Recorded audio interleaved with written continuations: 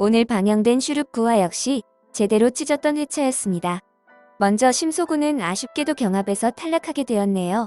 임화령은 길에서 쓰러진 심소군을 궁 안으로 데려왔지만 이를 알게 된 고귀인은 상을 엎으며 내 자식 일에 관여하지 말라고 말하죠.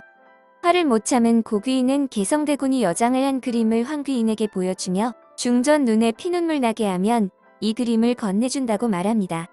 그러나 엄마의 압박에 지친 심소군은 목을 메었고 임화령이 가까스로 발견하며 죽을 위기를 벗어나죠. 이 상황에서 고귀인은 임화령이 심소군을 정말 친아들처럼 아낀다는 것을 느끼게 됩니다. 아마도 황귀인에게 개성대군의 비밀을 발설한 것을 후회하고 있을지도 모르겠는데요. 그런데 10화 예고편을 보면 황귀인이 이호에게 개성대군의 여장 그림을 보여주고 있는 모습이 나옵니다. 분명히 이 그림은 고귀인이 다시 챙겨갔었는데요. 이는 아마도 황귀인이 중전의 편으로 돌아선 고귀인의 방에서 그 그림을 몰래 훔쳐나오지 않았을까 생각되네요. 또한 개성대군이 복면을 쓴 자들에게 위협당하고 있는 모습이 나오는데요. 이는 서암덕을 궁으로 데려가려는 의성군을 가로막으면서 생기는 사건으로 보여집니다. 서암덕은 승려 행세를 하며 마을에서 나쁜 짓을 일삼았고 또 몰래 군사력을 키우면서 궁 안으로 진입할 수 있는 지도까지 만들어놨습니다. 즉, 서암덕은 현재 임금을 무너뜨리려는 영모를 꾸미고 있던 것이죠. 그런데 한동안 안 보였던 권혜관과 토지선생이 갑자기 서암덕 앞에 나타나게 됩니다.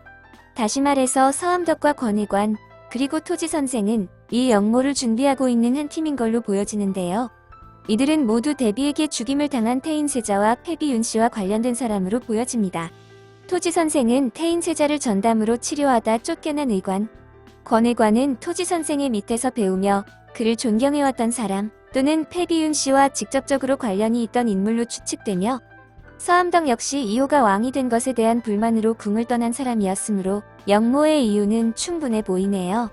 특히 권혜관의 아들이 의성군이란 루머도 있었는데요. 오늘 권혜관과 황귀인이 만난 게 몇 해 전이란 이야기가 나온 걸로 봐서 의성군이 권혜관의 아들은 아닌 것으로 보여지네요. 한편 박경우는 우여곡절 끝에 궁 가마에 오른다고 나와 있습니다.